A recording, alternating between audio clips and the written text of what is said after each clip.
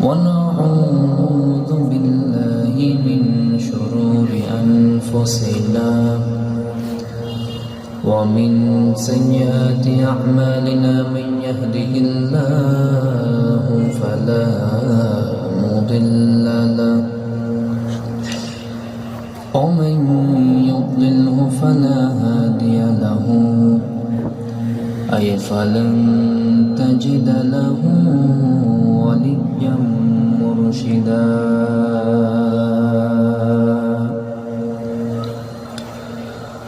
ونشهد أن لا إله إلا الله وحده لا شريك له والذي لا ضد له ولا ند له لا مثل له ولا مثيل له لا وزير له ولا كفيل له لا شبه له ولا شبيه له لا ولد له ولا والد له وهو الواحد الفرد الصمد لم يلد ولم يولد ولم يكن له كفوا أحد ونشهد أن سيدنا ونبينا وحبيبنا وبشيرنا ونذيرنا وطبيبنا وطبيب أرواحنا وحبيبنا وحبيب ربنا محمدا عبد الله ورسوله الذي أرسله كافة للناس بشيرا ونذيرا وداعيا إلى الله بإذنه وسراجا منيرا أما بعد فقد قال الله تعالى في كلامه المجيد وفي فرقانه الحميد সবাই মুহাব্বতের সাথে পড়ুন আউযু বিল্লাহি মিনাশ শাইতানির রাজীম বিসমিল্লাহির রাহমানির রাহিম وما خلقت الجن والإنس إلا ليعبدون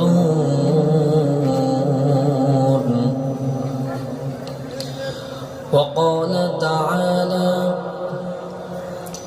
الذين يؤمنون بالغيب ويقيمون الصلاة ومما رزقناهم ينفقون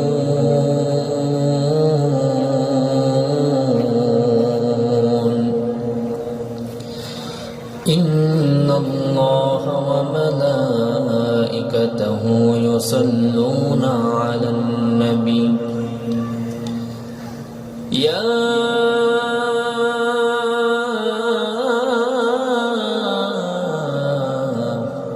أيها الذين آمنوا صلوا عليه وسلموا تسليما اللهم صل على محمد وعلى آل محمد كما صليت على إبراهيم وعلى آل إبراهيم إنك حميد مجيد محبة الشهد পড়েন اللهم بارك على محمد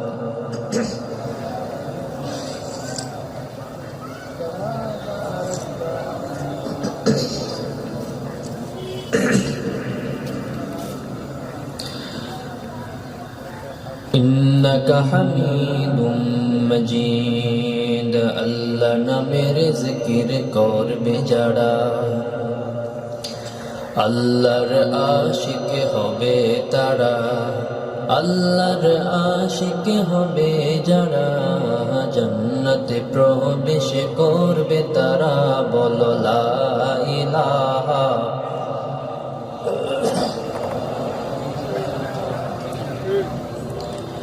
লা ইলাহা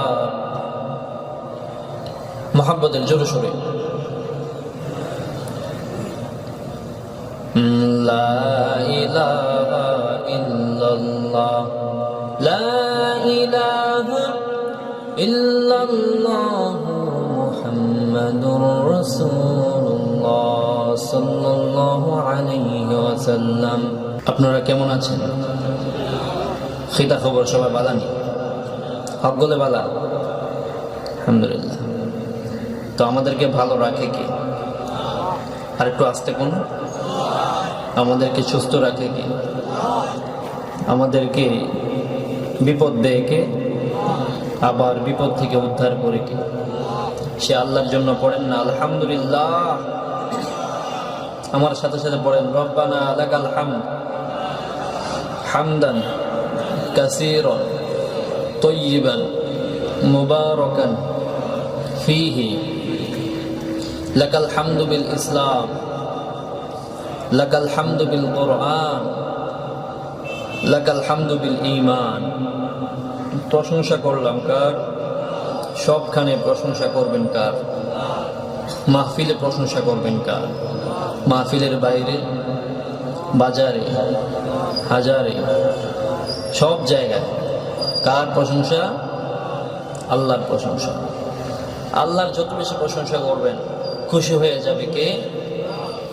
আল্লাহর প্রশংসা, এটা আল্লাহ অনেক বেশি খুশি হন, বড্ড খুশি হন। আল্লাহ নাম ডাকি যখন ততই মধুর লাগে, নামে কত মধু আছে কে জানে তো আগে, ঠিক না?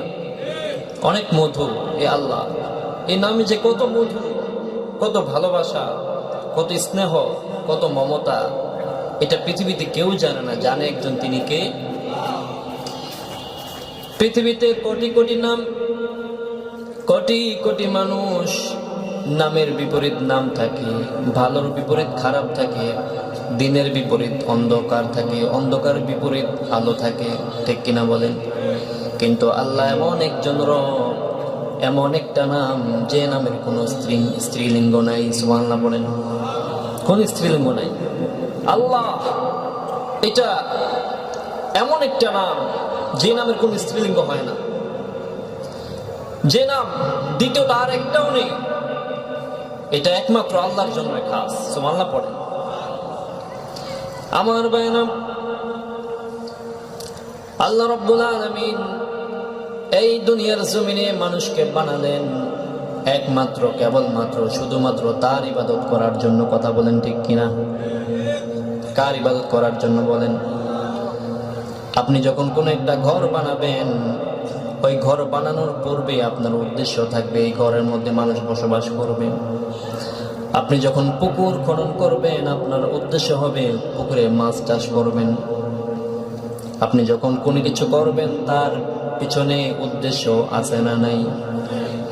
আল্লাহ তাআলা আমাদেরকে বেহুদা তৈরি করেন নাই, আমাদেরকে অহেতুক তৈরি করেন নাই, আমাদেরকে বানানোর পিছনে তার উদ্দেশ্য আছে না নাই? রব্বুল আলামিন বলেন, ওয়ামা খালাকতুল জিন্না ওয়াল ইনসা ইল্লা লিয়া'বুদুন। আমি এই দুনিয়ার জমিনে জিন এবং মানুষকে বানালাম একমাত্র কেবলমাত্র শুধুমাত্র আমি আল্লাহর ইবাদত করার জন্য। চিল্লায়ে পড়েন না সুবহানাল্লাহ। কার ইবাদত? আমরা কি মনে করি যে শুধু নামাজ, রোজা, হজ, যাকাত এগুলো ইবাদত? এটা মনে করি না? না, আপনি খাবেন, খাবারটা একটা ইবাদত। আপনি হাঁটবেন, হাঁটাটা যদি রাসূলের সুন্নাহ মোতাবেক হয় ওইটাই ইবাদত। আপনি কথা বলবেন, কথাটা যদি রাসূলের সুন্নাহ মোতাবেক হয় ওইটাই ইবাদত। আপনি হাসবেন, ওই হাসাটাও যদি আমার রাসূলের সুন্নাহ অনুযায়ী হয়ে থাকে ওইটাও ইবাদত। চিল্লায়ে পড়েন আল্লাহু আকবার। তার মানে গোলামের, বান্দার শুরু থেকে শেষ পর্যন্ত যা কিছু করবে প্রত্যেকটা জিনিস ইবাদত, যদি বান্দা আল্লাহ এবং তার রাসূলের তরিকায় করে থাকি। সুতরাং আমি আপনাদের খেদমতে আজকে অল্প কিছু কথা বলবো, শুনবেন তো ইনশাল্লাহ? নাকি ওটা বসা করবেন? খুব অল্প সময় কয়েকটা কথা, কয়েকটা মেসেজ আমি থ্রো করব। আমাকে আজকে আপনাদের কর্তৃপক্ষ একটা বিষয় বেঁধে দিয়েছে, সেটা হচ্ছে সালাত, নামাজের গুরুত্ব এবং ফজিলত। তা আপনারা এই যে আজকে মাহফিল করেছেন, আপনারা যারা আসছেন, এশার নামাজ সবাই পড়ছেন তো ইনশাল্লাহ? সবাই পড়ছেন? যাক আলহামদুলিল্লাহ। আল্লাহ যেন আপনাদেরকে একজন প্রকৃত মুসল্লি, নামাজ হিসেবে কবুল করে পড়ে, আমিন। আজকে আমরা কোরআন থেকে কথা বলবো। এমন একটা কিতাব, যে কিতাবে কোনো সন্দেহ, কোনো সংশয় আছে? কোনো সন্দেহ লেশমাত্র আছে? This is the book, the ancient and authentic original book in the world, whereof there is no doubt in it, there is no suspension in it, and I guiding to those who are muttaqin. আমি এমন একটি কিতাব বানালাম যে কিতাবের মধ্যে কোনো সন্দেহ নাই, কোনো সংশয় নাই। হেদায়েতের মশাল বানিয়ে পাঠিয়েছেন কে? সেই কিতাবের কথা শুনবেন তো ইনশাল্লাহ? আল্লাহ তাওফিক দান করে পড়ে আমিন। আমার ভাইরা, রব্বুল আলামিন দুনিয়ায় মানুষকে বানানোর পরে তার উদ্দেশ্য তিনি বলে দিয়েছেন, ওয়ামা খালাকতুল জিন্না ওয়াল ইনসা ইল্লা লিয়া'বুদুন। আমি জিন এবং ইনসানকে বানিয়েছি একমাত্র আমার ইবাদত করার জন্য। মানুষ যখন, একজন কাফির যখন মুসলমান হয়, যেই ওয়াক্তে হয় ওই ওয়াক্তে, একজন কাফির যখন মুসলমান হয় ওই ওয়াক্তের নামাজ তার উপর প্রথম ফরজ হয়ে যায়। একজন নাবালিগ যখন বালিগ হয়ে যায় ওই ওয়াক্তের নামাজ তার উপর ফরজ করে দিয়েছেন কে? ঠিক তেমনি ভাবে আল্লাহ রাব্বুল আলামিন মানুষকে বানিয়ে তার উপর কিছু নির্দিষ্ট আহকাম হুকুম বেঁধে দিয়েছেন। এই যে আপনারা আজকে মাহফিল করলেন, এই মাহফিল বানাতে গিয়ে কতগুলো খুঁটির প্রয়োজন হয়েছে? অনেকগুলো খুঁটির প্রয়োজন হয়েছে, ঠিক কিনা? খুঁটি ছাড়া মাহফিল টিকবে নাকি? খুঁটি ছাড়া মাহফিল টিকবে? ঠিক ইসলামের কয়েকটা খুঁটি আছে, ইসলামের 5টা খুঁটি আছে। কয়টা বলেন? আল্লাহ তাআলা বললেন ইসলামের 5টা খুঁটি। তার প্রথম হচ্ছে কালেমা, 2 নম্বর হচ্ছে নামাজ, 3 নম্বর হচ্ছে রোজা, 4 নম্বর হজ, 5 নম্বর যাকাত। খুঁটি ছাড়া যেমন ঘর টিকে না, খুঁটি ছাড়া যেমন এই মাহফিলের প্যান্ডেল টিকবে না, ঠিক তেমনি ভাবে ইসলামের 5টা স্তম্ভ, 5টা খুঁটি আছে। এই খুঁটির একটা যদি না থাকে আপনার মধ্যে, তার মানে আপনার মধ্যে ইসলাম নাই। কথা বলেন ঠিক কিনা? যেমনি ভাবে খুঁটি ছাড়া কিছু টিকবে না, ঠিক তেমনি ভাবে ইসলামের খুঁটি 5টা। আসসালাতুল খামস, 5টা খুঁটি। এই 5টা খুঁটির কোনো একটা যদি খুঁটি না থাকে আপনার মাঝে ইসলাম টিকবে না। আমার ভাইয়েরা, একটা মানুষ যখন কালেমা পড়ে মুসলমান হয়, তার প্রথম ইসলাম কায়েম হয়ে গেল। সেকেন্ড স্টেপ যেটা, সেটা হলো নামাজ তার উপর ফরজ করে দিয়েছেন কে? আল্লাহ তাআলা। নামাজকে 3 নাম্বারও নিতে পারতেন, 4 নাম্বারও নিতে পারতেন, 5 নাম্বারও নিতে পারতেন, কিন্তু নামাজের এই গুরুত্বপূর্ণ ইবাদতটা কালেমার পরেই বেঁধে দিয়েছেন কে? একজন সাহাবী জিজ্ঞেস করলেন, ইয়া রাসূলুল্লাহ, আইয়ুল আমালি হাব্বু ইলাল্লাহি তাআলা, আল্লাহর কাছে সবচেয়ে আমল কোনটি, সবচেয়ে প্রিয় আমল কোনটি? বিশ্বনবী বললেন, as-salatu লিওয়াক্তিহা, আল্লাহর কাছে সবচেয়ে প্রিয় আমল হচ্ছে নামাজ। সুবহানাল্লাহ পড়েন। আল্লাহর কাছে সবচেয়ে প্রিয় আমল কোনটি? নামাজ। আবার বিশ্বনবী বুখারীর বর্ণনায় বললেন, আউয়ালু মা ইউহাসাবু বিহিল আবদু ইয়াউমাল কিয়ামাতি আস-সালাহ, কিয়ামতের ময়দানে সর্বপ্রথম নামাজের হিসাব হবে। ফাইন আফলাহা ওয়া আনজাহা, কোন ব্যক্তির নামাজ হিসাব যদি পরিপূর্ণ দিতে পারে, পরবর্তী স্টেপগুলো সহজ করে দিবে কে? আর যদি কোনো ব্যক্তি নামাজের হিসাব ঠিক মতো না দিতে পারে, পরবর্তী ধাপগুলো তার জন্য কঠিন বানিয়ে দিবেন কে?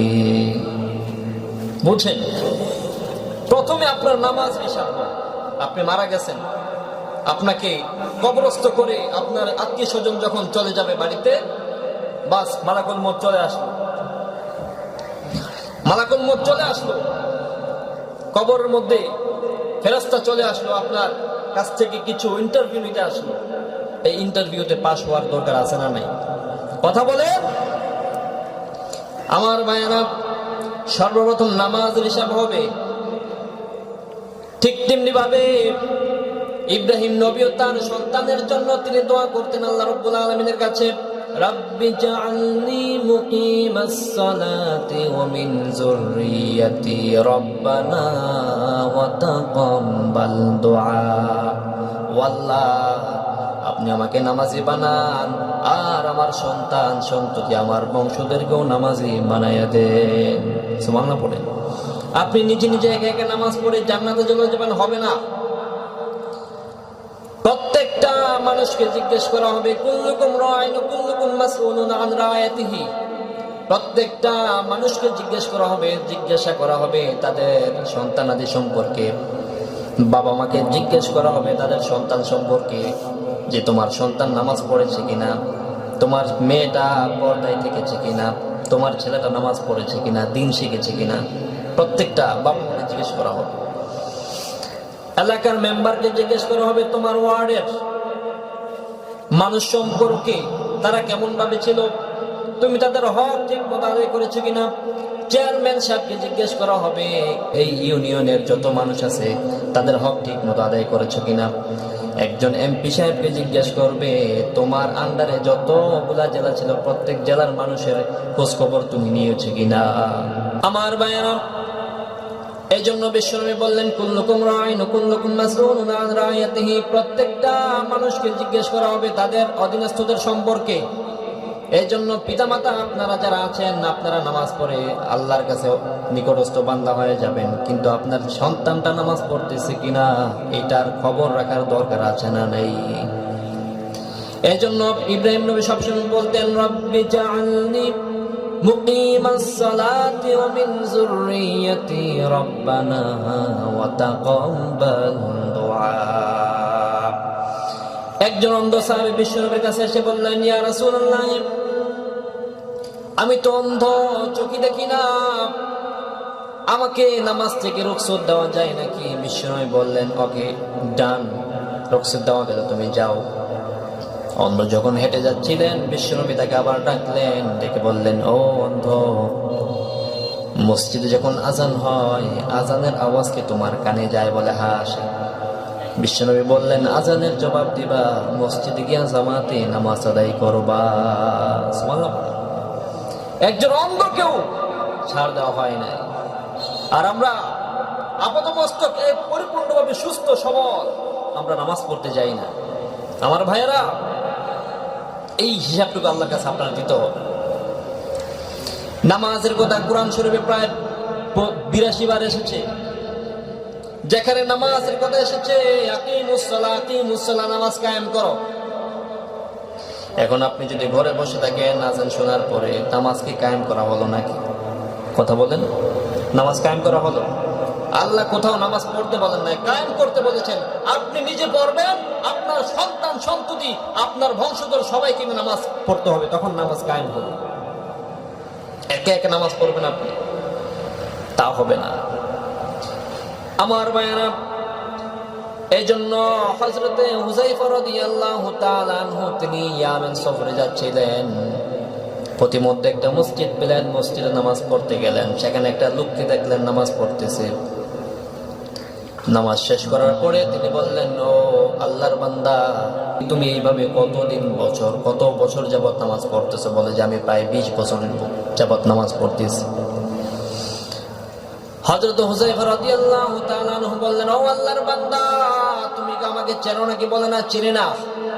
তিনি বললেন, আমি রাসূলুল্লাহর সাহাবী হযরত হুযায়ফা। ও আল্লাহর বান্দা, এইভাবে তুমি যেভাবে নামাজ পড়তেছো, আল্লাহর কসম করে বলছি, রাসূলুল্লাহ যে নামাজ শিখিয়েছেন তোমার সেই নামাজ হয় নাই। রাসূলুল্লাহ যে নামাজ শিখিয়েছেন তোমার নামাজ হয় নাই। বিশ্বনবী বলছেন, সল্লু কামা রাআইতুমুনি উসাল্লি, নামাজ পড়ো সেইভাবে যেভাবে আমাকে পড়তে দেখো। এখন রাসূলুল্লাহ নামাজ কিভাবে পড়েছেন এটাকে আমরা জানি নাকি? এটা কোরআনে আছে না নাই? হাদিসে আছে না নাই? তাহলে আপনারা চলে যাবেন একজন আলিমের কাছে, সেখানে গিয়ে বলবেন, হুজুর রাসূলুল্লাহ কিভাবে নামাজ পড়েছেন একটু পড়ে আমাকে দেখেন, আমিও শিখতে চাই। পারবেন না ইনশাআল্লাহ? নামাজের মতো নামাজ পড়তে। আমার ভাইয়েরা, বিশ্বনবী জীবনের শেষ নামাজটা তিনি জামাতের সাথে আদায় করেছেন। শেষ নামাজটা তিনি জামাতের সাথে আদায় করলেন। প্রচন্ড জ্বর এলো, তিনি বেহুশ হয়ে গেলেন। আবার হুশ ফিরে আসলো। বিশ্বনবী বললেন, ও সাহাবীরা, মসজিদে নববীর দরজাটা খুলে দাও, জানালা খুলে দাও, আমি নামাজের দৃশ্যটা একটু দেখি। মসজিদে নববীর দরজা খুলে দেওয়া হলো। বিশ্বনবী হযরত আয়েশা সিদ্দিকা রাদিয়াল্লাহু তাআলা আনহার পাঁজরের মধ্যে বললেন, ও আয়েশা, আমার মাথাটা একটু উঁচু করে ধরো, আমি একটু মসজিদের নামাজের দৃশ্যটা দেখতে চাই। মাথাটাকে উঁচু করে ধরা হলো। বিশ্বনবী নামাজের দৃশ্য দেখে চোখ দিয়ে ধর ধর করে পানি পড়তে লাগলো। হযরত আয়েশা বললেন, ইয়া রাসূলুল্লাহ, আপনি নামাজের দৃশ্য দেখে চোখে কেন পানি এলো? বিশ্বনবী বললেন, ও আয়েশা, এটা কোনো দুঃখের পানি না, এটা সুখের পানি, তৃপ্তির পানি। এই নামাজের জন্য আমি দান শহীদ হয়েছে আমার। এই নামাজের জন্য আমার মাথায় হেলমেট ভেঙেছে, পেটে পাথর বেঁধেছে, কত কষ্ট নির্যাতিত হয়েছি এই নামাজের জন্য। আজকে নামাজের দৃশ্য দেখে আমার কলিজা ঠান্ডা হয়ে গেল। আমি চাই কিয়ামত পর্যন্ত যত উম্মত আমার আসবে, প্রত্যেকটা উম্মত মসজিদে গিয়ে জামাতে শরীক হবে। সুবহানাল্লাহ। অনেক ভাই এরকম আছে, মসজিদে যখন আজান হয় তখন ঘরের মধ্যে নামাজ পড়ে ফেলে, আছে না নাই? বিশ্বনবী বললেন, মসজিদে আজান দেওয়ার পরে ঘরে বসে যারা নামাজ আদায় করে, আমার মনে চায় কিছু সাহাবীদেরকে নিয়ে তাদের ঘরটা জ্বালাইয়া দেয়, কারণ ওই ঘরের মহাব্বতে সে মসজিদে আসতে চায় না। ঘরের মধ্যে যদি বাচ্চা আর মহিলা না থাকতো, নারীরা না থাকতো, আমার মনে চায় আমি তাদের ঘরটাকে জ্বালাইয়া দিই। অনেক বড় ধমকি এসেছে। এই জন্য আজান দেওয়ার সাথে সাথে মসজিদে চলে আসবেন তো ইনশাল্লাহ। আসবেন, আসবে। মিফতাহুল জান্নাতিস সালাহ, চাবি ছাড়া যেমন তালা খোলে না, তেমনি ভাবে জান্নাতের মধ্যে একটা তালা আছে, ওই তালাটার চাবি হলো নামাজ। যদি আপনি সঠিকভাবে ইহতিমামের সাথে নামাজ আদায় করেন, তাহলে ওই নামাজই আপনার জান্নাতের চাবি হয়ে যাবে। সুবহানাল্লাহ পড়েন। বিশ্বনবী বুখারীর বর্ণনায় বললেন, as-salatul khams, al-jumu'atu ila al-jumu'ah, wa ramadan ila ramadan, mufakkiratun lima bainahunna idha ujtunibatil kaba'ir। এক জুমা থেকে আরেক জুমা, এক রমজান থেকে আরেক রমজান, এর মধ্যবর্তী সময়ে যারা নামাজ পড়বে, আল্লাহ তাআলা তাদের সগীরা গুনাহগুলো মাফ করে দিবেন। ইদা উজতুনিবাতিল কাবায়ের, তবে শর্ত হচ্ছে কবিরা গুনাহ থেকে বাঁচতে হবে। শর্ত কি? আপনি যখন নামাজের জন্য ওযু করেন, ওযু করার সময় আপনার চোখ দিয়ে যত গুনাহ করেছেন, ওই চোখের গুনাহ মাফ করে দেয় কে? হাত দিয়ে যত গুনাহ করেছেন, ওই হাতের গুনাহ মাফ করে দেয় কে? পা দিয়ে যত গুনাহ করেছেন, ওই পায়ের গুনাহ মাফ করে দিবে কে? দেখেছেন, আমাদের মেকআপ হচ্ছে 5 ওয়াক্ত নামাজের ওযু। আমাদের মেকআপ কি? কথা বলেন না। আমাদের মা বোনেরা মেকআপ করে না? করে, মেকআপ করে একেবারে সুন্দর পার্লারিং করে বিউটিফুল লেডি হয়ে যায়। কিন্তু আমাদের পার্লারিং করতে হয় না, আমাদের মেকআপ করতে হয় না। আমাদের মেকআপ হচ্ছে 5 ওয়াক্ত নামাজ রোজ। সুবহানাল্লাহ পড়েন। এই 5 ওয়াক্ত নামাজ রোজ দিয়ে যারা সবসময় ওযু মুখে থাকবে, তাদের চেহারার মধ্যে অন্যরকম একটা নূর নূর ভাব থাকবে। অনেক কালো মানুষ আছে, অনেক কালো মানুষ আছে, তাদেরকে দেখলে মায়া লাগে। চেহারার মধ্যে কত সুন্দর মায়াবী, কত সুন্দর বিতর্গত একটা নূর চমকায়, একটা ভালো লাগা কাজ করে, কি করে না? মনে রাখবেন, ওই ব্যক্তিরা নামাজি। আবার অনেকে দেখতে অনেক সুন্দর, সাদা সুন্দর, কিন্তু নামাজ পড়ে না। চেহারার মধ্যে সুন্দর হলেও তেমন একটা ভালো লাগে না। তার মানে নামাজ পড়লে আপনার চেহারার মধ্যে একটা নূর ভাসবে, নূর চমকাবে। এই যে নামাজ প্রত্যেকে আসলো, বিশ্বনবী যখন মেরাজে গেলেন, মেরাজে যাওয়ার পরে আল্লাহ তাআলা বিশ্বনবীকে মেরাজে নিয়ে গেলেন, তার সাথে দেখা করলেন, সাক্ষাৎ করলেন, কথা বললেন। আল্লাহ তাআলা 3টা জিনিস বিশ্বনবীকে গিফট করলেন। কথা বলতে হবে, কয়টা জিনিস? 3টা। আমি যখন আপনাদের কাছে আসছি, আপনারা কি আমাকে খালি হাতে ফিরিয়ে দিবেন? কথা বলেন না। খালি হাতে ফিরিয়ে দিবেন না, কিছু না কিছু হাদিয়া তো দিবেন। আপনার বাসায় যখন কোনো ব্যক্তি আসে, তাকে আপনি খালি হাতে ফিরিয়ে দিবেন না, হয়তো তাকে কিছু না কিছু আপ্যায়ন করাবেন, কিছু না কিছু গিফট করবেন, এটাই নিয়ম। কিন্তু আল্লাহ তাআলা বিশ্বনবীকে তার কাছে নিয়ে আসলেন, মেরাজে নিয়ে আসলেন, তিনি কি এমনি এমনি ফিরিয়ে দিবেন? কিছু দিবেন না। সুবহানাল্লাহ পড়েন না। মেজবান হচ্ছে আল্লাহ, মেহমান হচ্ছে তার প্রিয় নবী মুহাম্মদ সাল্লাল্লাহু। আমার ভাইরা মনে রাখবেন, হাবিবুল্লাহ আর খলিলুল্লাহর মাঝে পার্থক্য আছে। খলিলুল্লাহ মানে এমন নবী যে নবী আল্লাহকে খুশি করার জন্য কাজ করে, আর হাবিবুল্লাহ মানে এমন নবী যে নবীকে খুশি করার জন্য স্বয়ং আল্লাহ কাজ করে। আর আস্তে কন্যা সুবহানাল্লাহ। তার মানে নবীজিরে ভালোবাসে কি বাসে না? ভালোবাসে না? অনেক বেশি ভালোবাসে। তো নবীজির অন্তরটা অনেক ব্যথিত। তার সন্তানগুলো মারা গেল, ওহী আসা বন্ধ হয়ে গেল, কাফের মুশরিকেরা বিভিন্ন ধরনের কথা বলতে শুরু করলো। এখন নবীজির অন্তরটাকে আনন্দময় করার দরকার আছে না নাই? এবার নবীজিকে আল্লাহ তাআলা তার কাছে নিয়ে আসলেন, তার কাছে নিয়ে গেলেন। আল্লাহ তাআলা তার সাথে সাক্ষাৎ করলেন, কথা বললেন, দেখা করলেন। বিশ্বনবী জান্নাত জাহান্নাম ভ্রমণ করলেন। আসার সময় আল্লাহ তাআলা 3টা গিফট করলেন। একটা গিফট হচ্ছে 50 ওয়াক্ত নামাজ। 2 নম্বর গিফট হলো সূরা বাকারার শেষ 3 আয়াত। 3 নম্বর গিফট হলো, কোন ব্যক্তি যদি শিরিক করা ছাড়া মারা যায়, আল্লাহ তাআলা তাকে একদিন না একদিন জান্নাতে নিবেন। এই 3টা গিফট বিশ্বনবীকে দিয়ে দিয়েছেন আল্লাহ পাক। বিশ্বনবী 50 ওয়াক্ত নামাজ দিন যখন দুনিয়ার জমিনে আসতেন, মুসা নবীর সাথে দেখা, বললেন, ইয়া রাসূলুল্লাহ, আল্লাহ আপনাকে কি দিয়েছেন?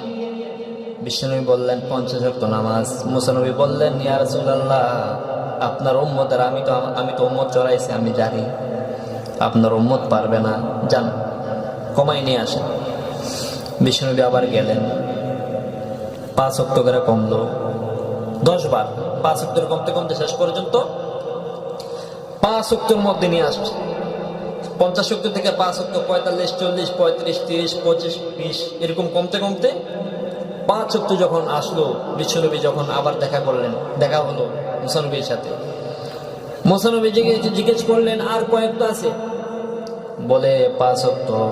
মুসা নবী বললেন, 5 ওয়াক্ত আপনার উম্মতেরা পড়তে পারবে না, যান কমাই নিয়ে আসেন। বিশ্বনবী বললেন, আমি আর কমাতে পারবো না, আমার লজ্জা লাগে। সুবহানাল্লাহ পড়েন। কতবার যাওয়া যায় আল্লাহর কাছে? আল্লাহ তাআলা কোন থেকে বললেন, ও নবী, আপনার কোন উম্মত যদি ইহতিমামের সাথে 5 ওয়াক্ত নামাজ আদায় করে, আমি আল্লাহ তাআলা তাদেরকে তাদের আমলনামায় 50 ওয়াক্তের সওয়াব দিয়ে দেব। সুবহানাল্লাহ। আর আস্তে কোন না? 5 ওয়াক্ত নামাজ যদি কোনো ব্যক্তি আদায় করে, 50 ওয়াক্তের সওয়াব আমি আল্লাহ পাক তাদের আমলনামায় দিয়ে দেব। তো এই 5 ওয়াক্ত নিয়ে বিশ্বনবী যখন দুনিয়ার জমিনে আসলেন, দুনিয়ার জমিনে সমস্ত মানুষকে আল্লাহ তাআলা নবীর মাধ্যমে তিনি নামাজ শেখালেন। পৃথিবীতে যত নবী রাসূলগণ এসেছেন প্রত্যেক নবী রাসূলের উপর নামাজ ফরজ ছিল। তাদের আমলে তাদের জমানায় তাদের মতো নামাজ ফরজ ছিল, কিন্তু বিশ্বনবীর জমানায় 5 ওয়াক্ত নামাজ দিয়ে দিলেন কে? আমার ভাইয়েরা, এই জন্য নামাজ পড়তে হবে। নামাজের বিকল্প কোনো কিছু নাই। বিশ্বনবী বললেন, মান তারাকা সালাত মুতাআম্মিদান ফাকাদ কাফারা। কোন ব্যক্তি যদি ইচ্ছাকৃতভাবে এক ওয়াক্ত নামাজ ছেড়ে দেয়, এক ওয়াক্ত নামাজ যদি ছেড়ে দেয়, তার মাঝে আর কাফেরের মাঝে কোনো পার্থক্য থাকে না। আচ্ছা, একজন কাফের একজন মুসলমান, তাদের দুইয়ের মাঝে পার্থক্যটা কিভাবে বুঝবেন? মানুষের কোনো পার্থক্য বোঝা যায়? বোঝা যায় না তো। এখন হিন্দুদের মাঝে পার্থক্য বোঝা যায়, কারণ হিন্দুদের মাথার মধ্যে কি থাকে? সিঁদুর থাকে। অনেক সময় পুরুষদের তো বোঝা যায় না, মহিলাদেরকে বোঝা যায়। কিন্তু পুরুষ দুইটা, একজন মুসলমান আর একজন হিন্দুকে যদি আপনি একসাথে দাঁড় করান, আপনি কোনো পার্থক্য করতে পারবেন? পার্থক্য একটাই, যদি সে মুসলিম হয়ে থাকে সে নামাজে দৌড়াবে। কোথায় দৌড়াবে? নামাজে দৌড়াবে, মসজিদে যাবে। আর যদি সে কাফের হয়ে থাকে সে মসজিদে যাবে না। কথা বলেন ঠিক কিনা? এই জন্য বিশ্বনবী বললেন, মান তারাকা সালাত মুতাআম্মিদান ফাকাদ কাফারা। ইচ্ছাকৃতভাবে যদি কোনো ব্যক্তি নামাজ ছেড়ে দেয় সে কুফরি করলো। এই জন্য বিশ্বনবী বললেন, খবরদার, নামাজ ছাড়া যাবে, নামাজ ছাড়া যাবে না, নামাজ ছাড়া যাবে না। নামাজ এটা আল্লাহর কাছে অনেক বেশি প্রিয় একটা আমল। আমার ভাইয়েরা, আল্লাহ তাআলা কোরআনে বললেন, আল্লাযীনা ইম্মাক্কান্নাহুম ফিল আরদি ইয়াকামুস সালাহ ওয়া আতুজ যাকাহ ওয়া আমারু বিল মা'রুফি ওয়া নাহাউ আনিল মুনকার। দুনিয়ার জমিনে যারা শাসক হবে, দুনিয়ার জমিনে যারা শাসকভাবে প্রতিষ্ঠিত লাভ করবে, প্রাথমিকভাবে তারা 4টা কর্মসূচি দিবে। কয়টা কর্মসূচি? আমার দিকে তাকান। কয়টা কর্মসূচি? আল্লাহ রাব্বুল আলামিন বললেন, আল্লাযীনা ইম্মাক্কান্নাহুম ফিল আরদি, যারা সরকার প্রতিষ্ঠিত লাভ করবে দুনিয়ার জমিনে, তারা প্রথম যেটা করবে সেটা হচ্ছে বাধ্যতামূলক 5 ওয়াক্ত নামাজ ফরজ করে দিবে।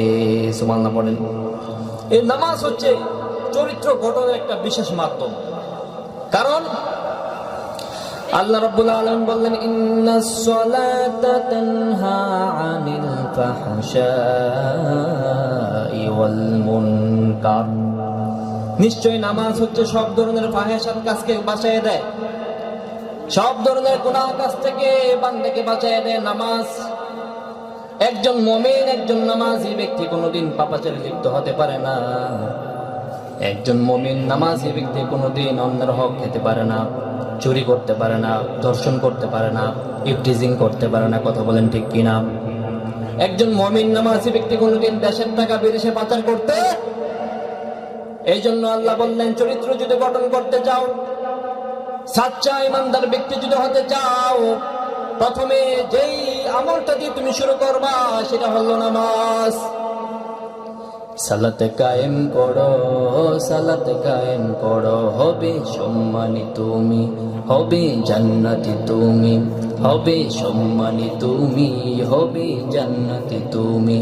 দেবে রোজা হাসরে শীতল ছায়ায় আরশে আজিম, রব্বিয়াল আলা, রব্বিয়াল আযীম, রব্বিয়াল আলা, রব্বিয়াল আযীম। সুবহানাল্লাহ পড়েন।